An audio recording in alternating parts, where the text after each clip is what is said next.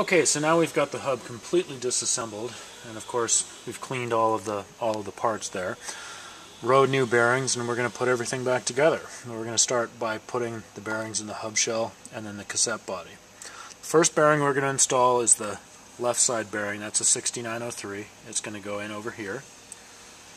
And so what we'll do is we'll take our bearing press shaft here, take the 6903 drift, put it over there, take the 6903 bearing, put it over there, put the hub shell in place here and just sort of hold it with your hand. Then take the 6804 drift, which is going to serve to stabilize everything. It's going to fit inside of this empty bearing bore and keep everything stabilized.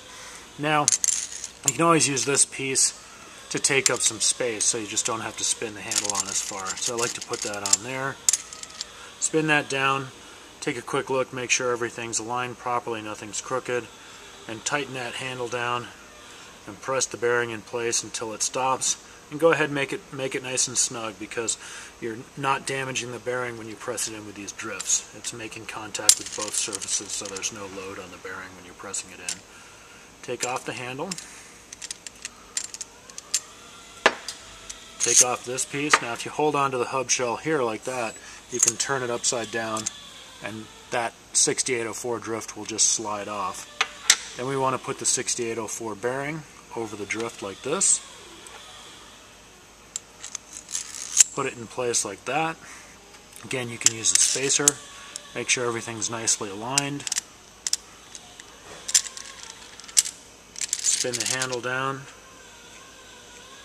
And again, tighten it down until it hits the bearing stop, and then just give it a nice snug tight there. Make sure it's all the way pressed down against the bearing bore there.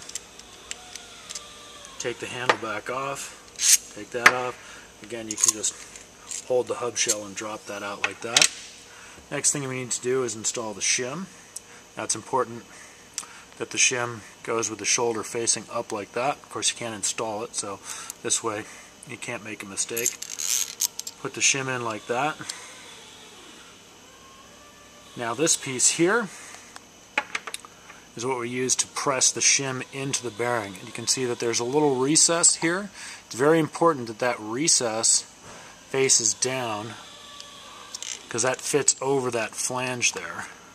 And this allows you to press that axle shim in without loading the bearing. Push this in place. The 6804 drift will now fit over this. Closes that cap and stabilizes it. Take the handle, spin it down,